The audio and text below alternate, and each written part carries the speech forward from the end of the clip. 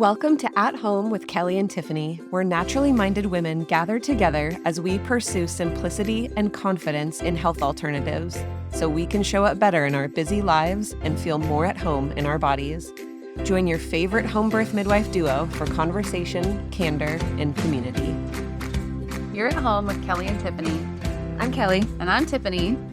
And you are here for episode 100. That feels like a milestone. I mean, 100 episodes. Ay. You guys have really hung in there. What could we possibly be talking about for 100 different times? But what's crazy is we're planning out the rest of our podcasts. There's just so much to talk about. Oh my gosh. We haven't talked about before. I mean, we're like arguing about what could possibly be talked about next. I mean, I'm arguing with myself. It's ruining our friendship. Mm-hmm. Yeah, we're tearing us apart. Having to put things in writing, and I'm calling my lawyer. 100%. Today, we're going to talk about estrogen dominance and low progesterone.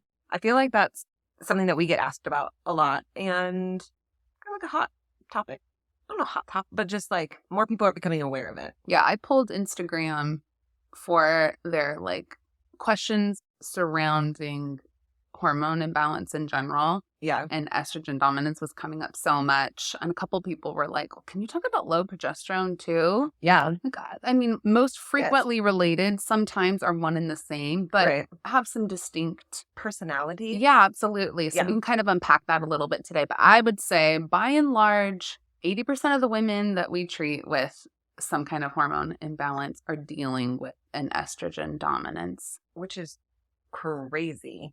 But it makes sense as we like look at the relationships between hormones. One is high, one is low, right? They're all communicating. And so it makes sense though. If you're going to be dominant somewhere, something else is going to suffer also. Yeah, absolutely. Right? I mean, it's an imbalance for a reason, my darlings. I have to say, we're sitting in a new situation recording, and Tiffany and I are looking into each other's eyes while we're talking.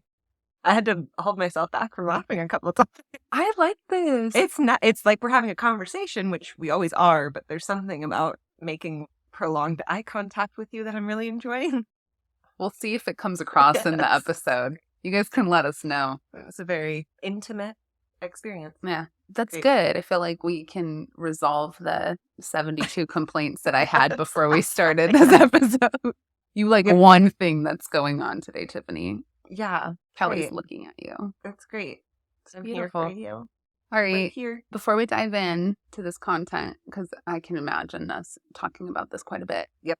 I wanted to share one of the birth stories that we posted on our Instagram lately. Yeah. Kind of just the episode that we did last week about our birth statistics. Yes. For our home birth practice just had me thinking about what an impact midwifery care makes. For sure. And one of the ways that we love to normalize that experience of birth for women is the stories that we share every single Monday on our Instagram. It's become one of the sweetest parts of being on social media.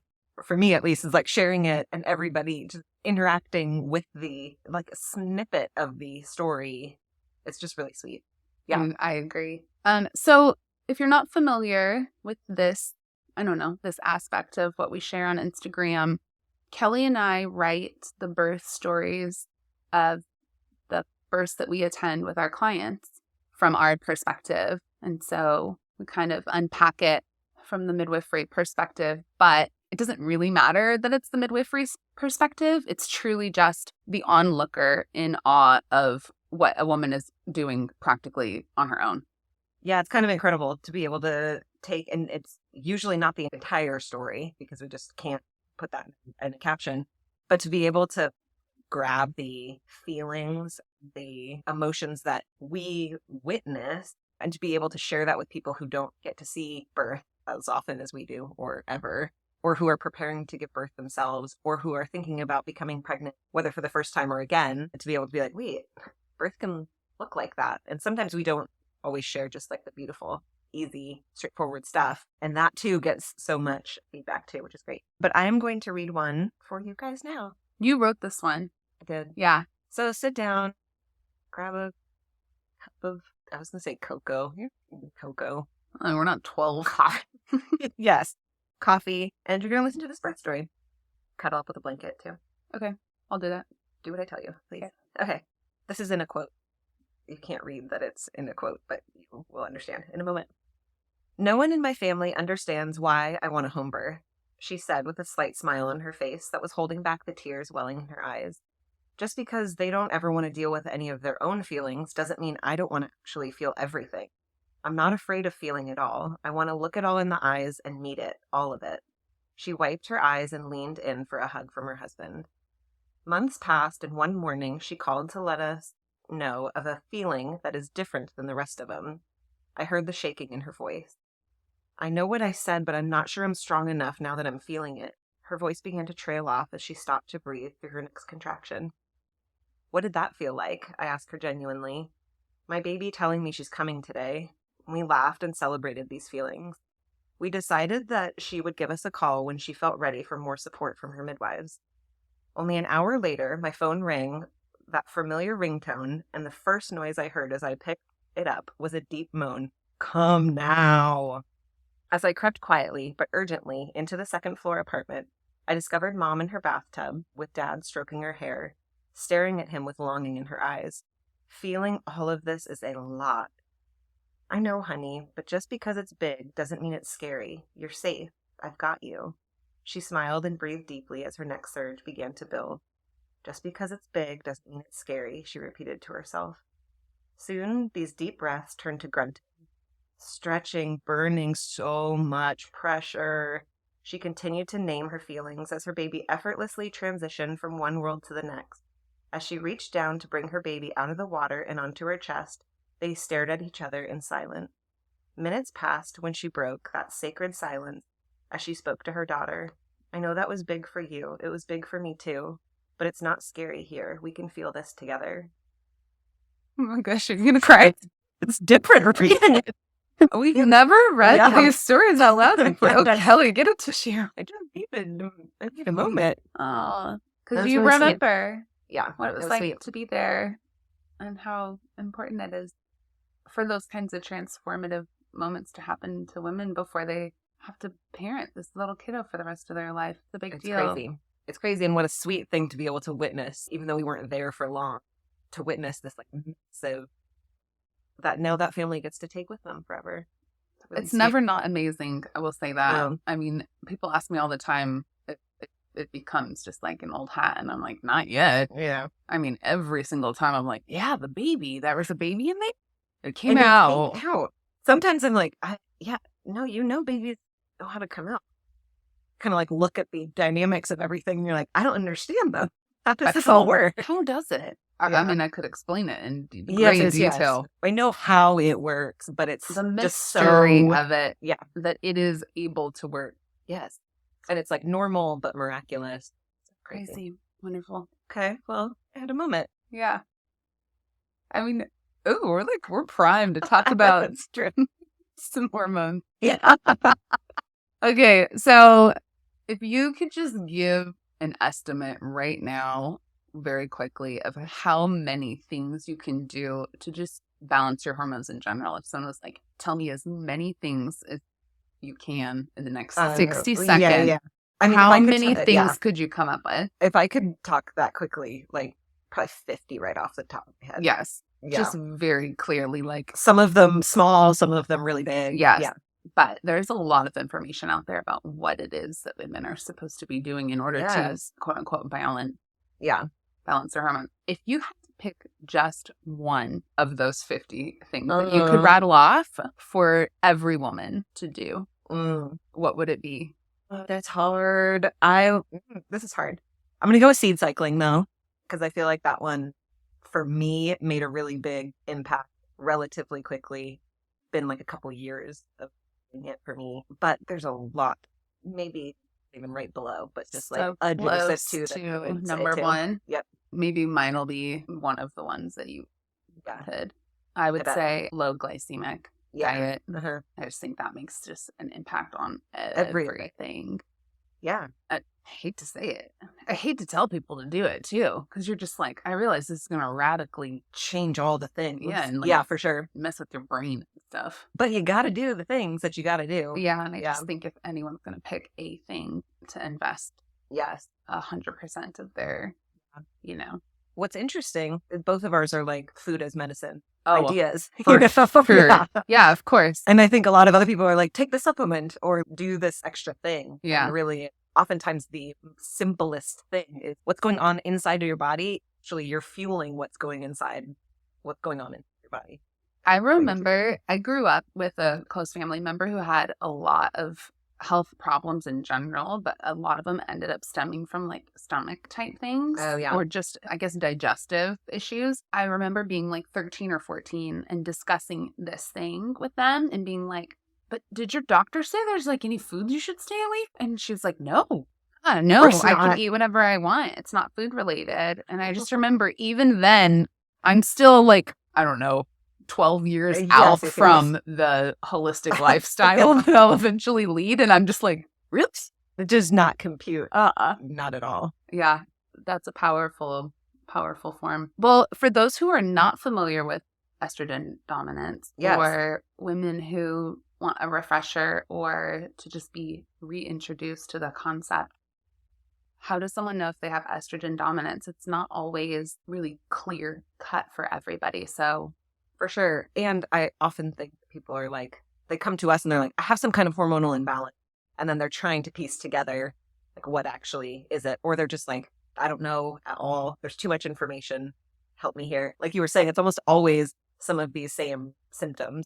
A ton of PMS symptoms. And that's like a huge umbrella state there. Bloating with PMS in particular, fibroids, things like PCOS, very common for just funky cycle stuff, things being really irregular, headaches, mental health stuff with anxiety, all of that stuff, mood swing, especially heavy period, breast tenderness, super short cycles. So right, the cycle is irregular, usually pretty heavy, potentially it's short. Your mental health is struggling. Like there's sort of the symptom picture that when women come in to talk to us or email us and they're like, here's what's kind of going on. I'm like, oh. It's a clue. But it's not that it's always this, but it is very common. And then sometimes we can distinguish that from low progesterone, or sometimes low progesterone is a part of that picture also. Yeah. And so since the hormones all talk to each other, right? And so similar to why the low glycemic suggestion is so important, because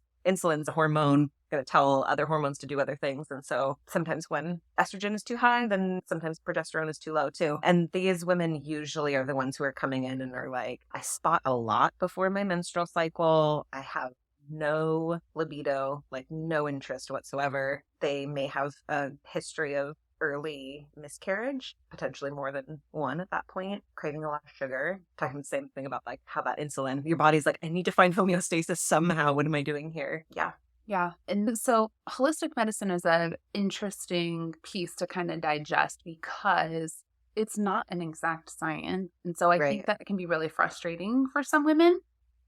I feel like it provides a lot of freedom because we get to investigate and try things, and there's not a funnel into one solution that's going to work for everybody, but it can be some trial and error. And a part of figuring that out is assessing symptoms. If you're treating something and the symptoms aren't getting better, it doesn't really matter what the treatment plan is or what backs the treatment plan if you are continuing to have symptoms. It almost doesn't even matter what it is that we're calling it if you're continuing to have symptoms, right? If you're not progressing.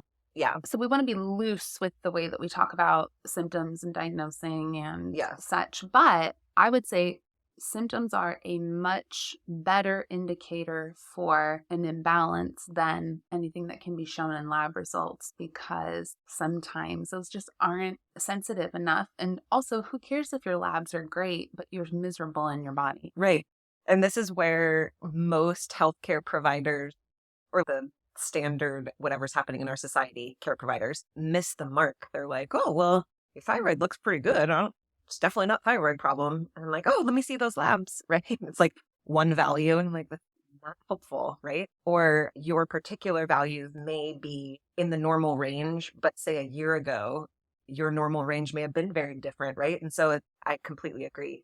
And in particular, it's really fascinating doing well woman care with women coming in and wanting to talk, even just for PAPs, right? I'm like asking them questions about their overall health. And they're like, oh, no one ever asked me before how I was sleeping. Or like, I didn't really even realize how my low libido influence this thing, influence that, right? And so it's cool to be able to check some of those symptoms out with women and kind of open their mind to, oh, just because my labs were great or just because so and so said it couldn't be that doesn't mean that it's. Yeah. And I mean, Western medicine is set up to compartmentalize. Yeah. You can't even get specialized treatment for more than one part of your body. Yeah. You know what I mean? Kind of silly if you really think about it. Yeah. Oh, well, you got to go to like the gastroenterologist for Yeah. that. Oh, well, that would be the neurologist. Oh, you'd Right. have to go back to your gynecologist for that one. But this could not, like the gynecology could not be related to the No. gastroenterology issue. Yeah, absolutely. So saying that to encourage women that if you want to begin doing some hormone balancing from a holistic perspective, because you're recognizing some of these persistent symptoms, it's not a dangerous thing to do to start taking care of your body and looking for balance before going and hunting down some more extreme measures, gathering labs and stuff. But if you do want to get labs, there are some really important ones that should be considered a part of the picture, not just going for hormone profiles, but the big systems that end up compensating inside the hormone picture, looking at those. I think it's important that if women are going to go down the lab rabbit hole, that they insist that their cortisol is also checked, thyroid, a full panel of thyroid. So you to be like clear that I you want an a actual panel. comprehensive panel. It's going to be 7 to 9 values of thyroid checked, not 2 or 3. Vitamin D, and not underestimating checking on blood sugar regulation. Yes, whether that's like in a fasting, thing, but in particular, monitoring it yourself at home can be life-changing. I've had seasons of my life where I've monitored my own because I had issues with like keeping my blood sugar stable. And gosh, it's so helpful. I'm like, oh, dang, on the days I work out, this is what happens. On the days that I don't eat enough, here's what my body's doing. Really fascinating. Yeah, a really good indicator, I think. What are your go-tos for treating hormone imbalance and estrogen dominance in particular? I mean, what you were chatting about, or what we were both chatting about earlier, is this idea of food as medicine, and even like going to the next level of that is like gut restoration and gut health in general, because it impacts so many systems in your body. And so when your gut is healthy and all of the bacteria are firing as they should and everything is finding homeostasis as possible in there, then so many of the hormones are able to be produced, listen to each other better. Yeah, absolutely. I think that like you said, we're learning more and more about how gut health is just the actual paramount of everything from mental health to immunity to hormone production and regulation to being able to utilize the food and supplements and everything, right? And that's like life. Yeah. That hits every area of life pretty much. Yeah. Let's talk about diet a little bit. Yeah. Since we decided that that's our favorite treatment item. I mean, I think the biggest impact that women can make is taking garbage out and learning what that is, what that dietary garbage is, and gradually just making habits that eliminate it from their diet, or at least becoming aware so that they can avoid it at times that they're actually able to. But I realize that that's really overwhelming for a lot of people. And food, the idea of taking stuff out can trigger a lot of things. Yes. Plus, it's just, no matter what, even if it's not necessarily triggering, it's just hard. Yeah. Like, we're just very used to our rhythm, what we eat. Absolutely. Yeah. And there's a whole bunch of psychological and emotional and economic things and social, and food is just food relates to every single part of our lives. So I understand when it's hard. So one of the strategies that we use in our practice for women that are going to have a hard time eliminating a lot of things, it's to be really diligent at increasing the good stuff, because there's just only so much room for time and energy that gets put towards nutrition. Yeah. And as you start to put more time and energy towards the good things, the garbage is going to eventually start to weed itself out. Yeah, it just for sure. It's an economy.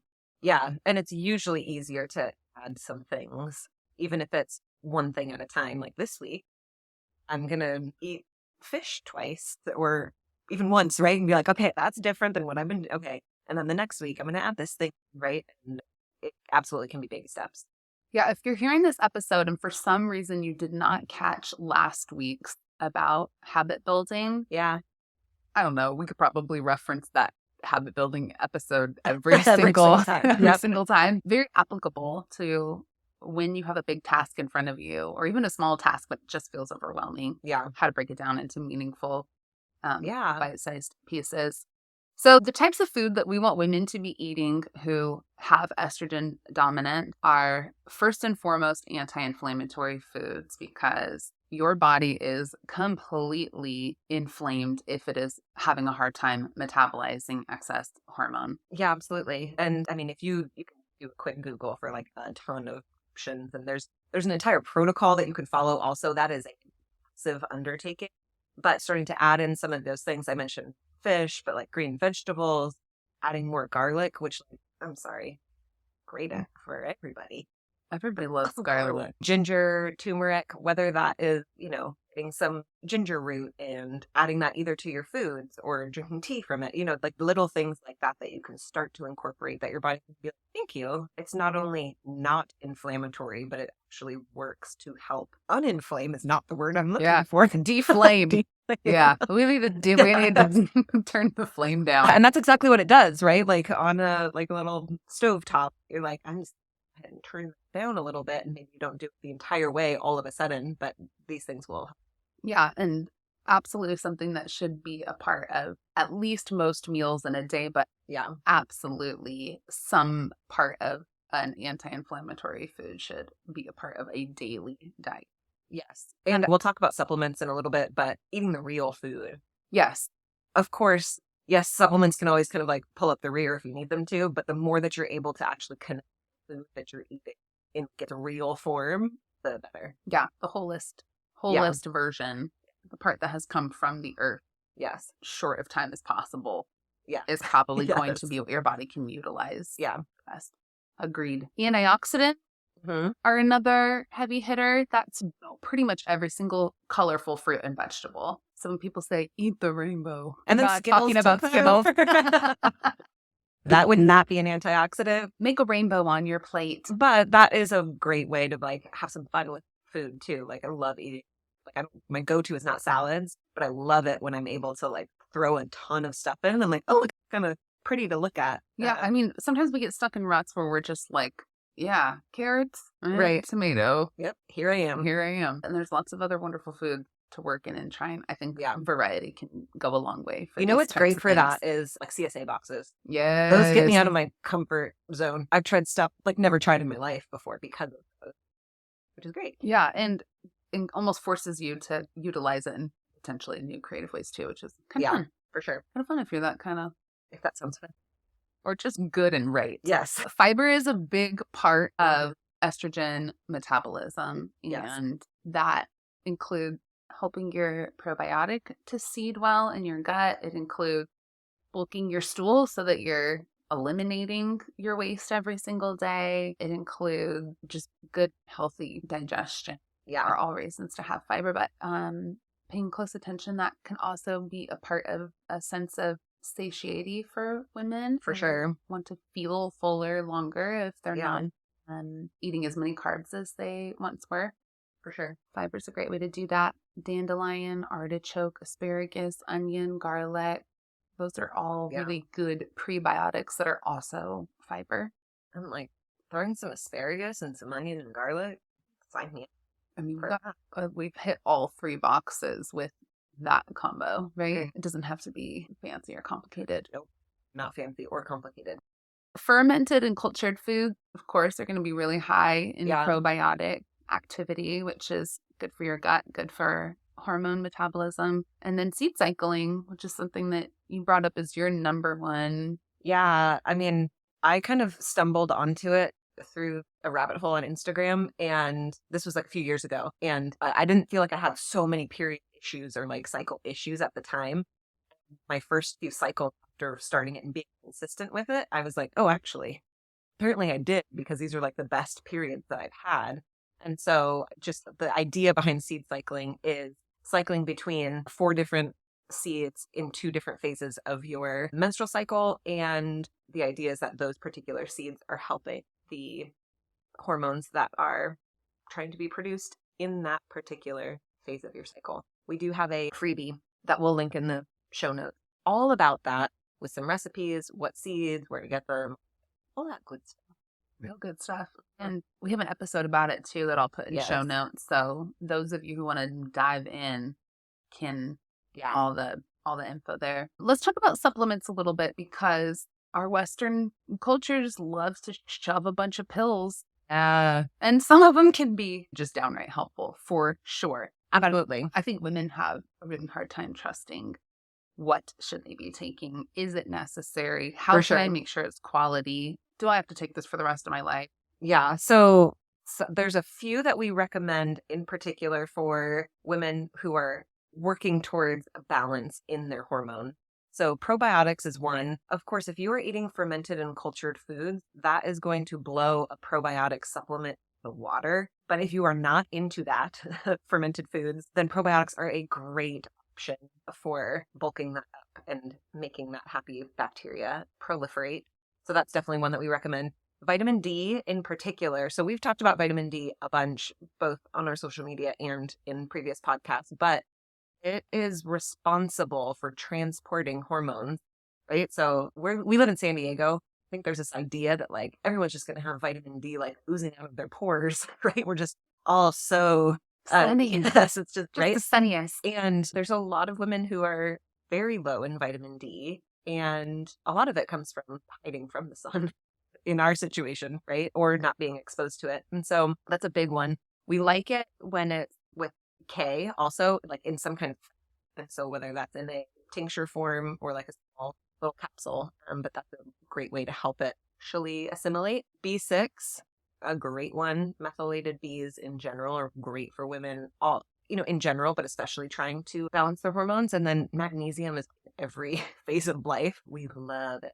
Yeah, and you guys will remember that at the bottom of every single show note of the podcast, we have a link to our favorite supplements. Yeah. So you can browse that and see all the different categories, from preconception to hormone balancing, pregnancy, postpartum. Yeah. We have all these lovely categories that we have hand selected our favorites for some of these and more. Yeah, for sure. And magnesium in particular, I didn't think that spray would be as efficient or effective as powder or capsule. And I've been really happy with just the spray. Yeah, I don't take oral magnesium anymore unless something weird's happening. Right. Like I'm having a cramp or a lot of trouble sleeping. Yeah. Or I just feel super stressed. My topical magnesium. Yeah.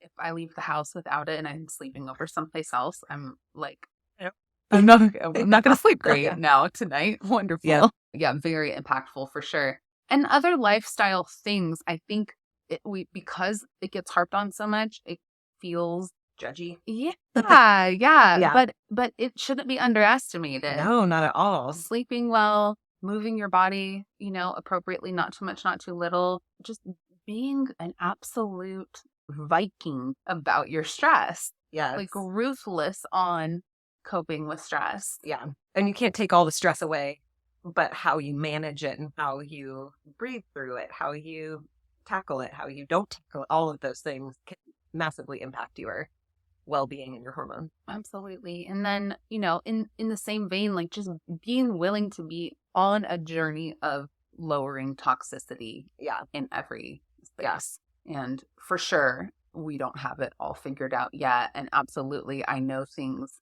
that can be implemented. My home and my life that I'm like, we're not there yet, but we're coming for you. But being willing to engage in the concepts of low toxic living is going to go a really long way for hormone health. And I would even dare to say women could work on their sleep, their movement, their stress, and their toxic load in their life and not take any of our advice about labs or foods or supplements and see a massive impact. 100%. I feel so strongly about those. So I had to split this episode up into 2 parts. Because otherwise, we could easily sit. I could keep going. Yeah. I'm excited for next week. Yes. Yeah. So next week, we're talking about detoxing. Yes. So with the concept of having too much of a hormone, we're going to go into what does that even mean? Right. Dominance of what? Estrogen or another hormone. And then how do we get rid of it? So we have an excess of it. How do we get that out of our bodies? Yeah. And so we're going to talk about detoxing hormones, pathways for drainage, and how to get those going. Yeah. It'll be so fun for us, but it'll be kind of disgusting. So everyone can just enjoy that we haven't talked about a whole lot of disgusting things this episode. Next week. Just wait. Next week, we got some gross things. We want to remind you guys that we are kicking off the Hormone Reset Challenge invitation. Yes. Not a challenge. I'm not trying to challenge you, but maybe slightly. In the loving sisterly way. I will say it is an invitation to assess your hormone status and your relationship with your body and your relationship with your hormones. So these emails are going out. We have a couple emails going out each week. If you haven't jumped into this invitation yet, you haven't accepted this invitation into your heart, you can sign up in the show notes and you will start at the beginning with you won't have missed an email. So that's there for you. It's pretty sweet. So we're going to go more deeply into some of these things, kind of talk about other things that won't make it into the podcast either. So you'll have insider info. Yeah. And what a great time. Yeah. I'm always like, there's nothing actually special about January, right? But at the same time, because you can do anything, you can be listening to this podcast in July and be like, yes, I need to reset my hormone. And this email series would work for you. But there is something special about a new year being like, yes, this is a new opportunity. Yeah, I feel something, a little sparkle at my butt that makes me want to. And other people around you feel that sparkle up their butt. So you're like, yeah, we're doing this thing together. Butt sparkle sisters. We're here for that. That is it for this time.